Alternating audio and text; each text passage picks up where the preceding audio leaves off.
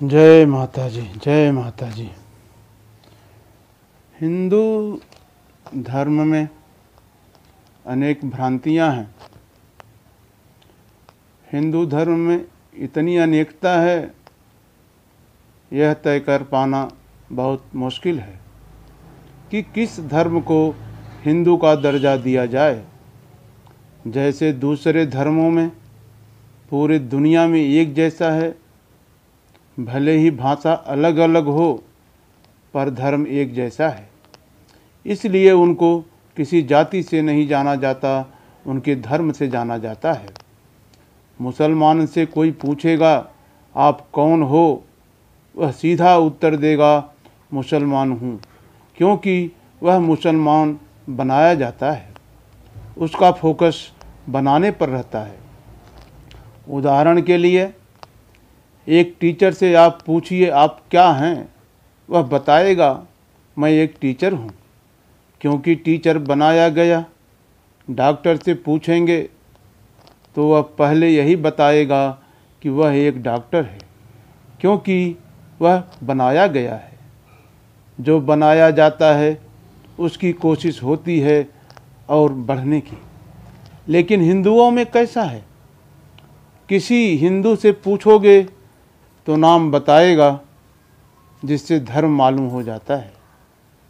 अगर वह हिंदू कहता है तो होता क्या है, हिंदू सब हैं, आपकी जाति क्या है। जाति का ज़्यादा महत्व है, जिसके वजह से हिंदू एकजुट नहीं हो पाते। हिंदुओं में अलग अलग हिंदू हैं, सिख हिंदू, जैन हिंदू और भी बहुत से धर्म हैं। सबके आराध्य अलग अलग हैं, सबके तरीके अलग अलग हैं। कोई राम को मानता है, कोई दूसरे देव को मानता है। सब हिंदू हैं, पर सबके अलग अलग विचार। हर कोई अपने अपने विचारों को विस्तार करने में जुटा है।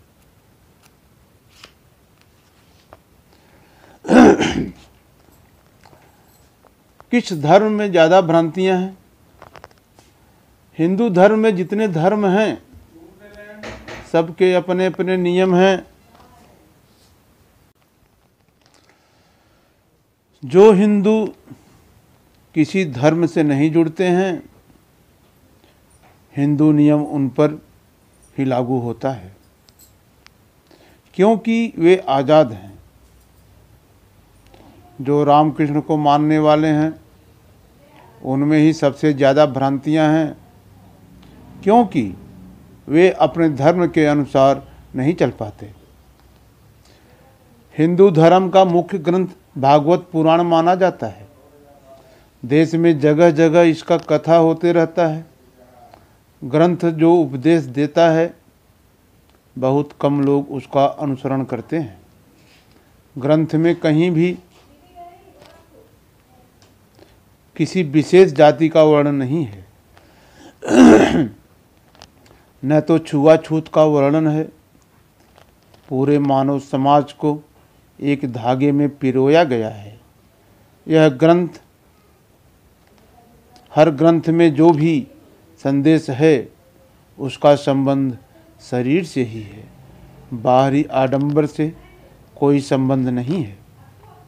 जैसे ग्रंथ में समुद्र मंथन का वर्णन है, उसमें सबसे पहले सुर असुर का वर्णन है। मनुष्य का दो ही प्रजातियां हैं, सुर और असुर। जिसका जैसा व्यवहार वैसा बन जाता है। दोनों प्रवृत्तियां शरीर के अंदर ही पाया जाता है। समुद्र मंथन मनुष्य को क्या संदेश देना चाह रहा है, ये समझना चाहिए। समुद्र का मतलब संसार ही समुद्र है। यह शरीर मथानी है, मन रस्सी है और इंद्रियां देव और राक्षस हैं। समुद्र मंथन में सबसे पहले विष निकला था और अंत में अमृत। जब मनुष्य अपने अंदर बदलाव की कोशिश शुरू करता है तो धीरे धीरे बदलाव शुरू होने लगता है। जब पूरी तरह से बदलाव आ जाता है तब वह अमृत के समान हो जाता है। जैसे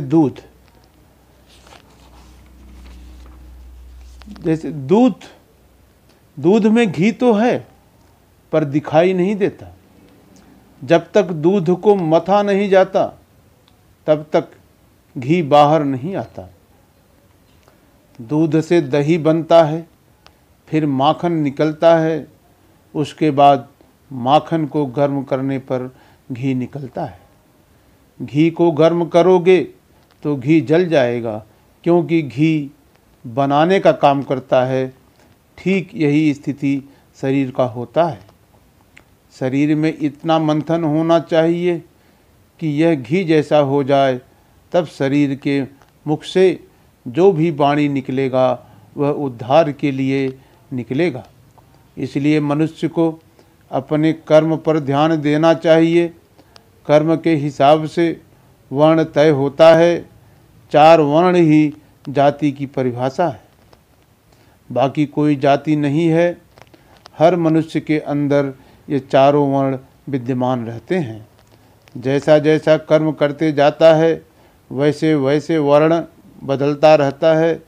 सभी हिंदू धर्म के मानने वालों से हमारा आग्रह है कि वर्ण के हिसाब से अपने को बदलो, जातीयता से हटकर विचार करो और एक बनो।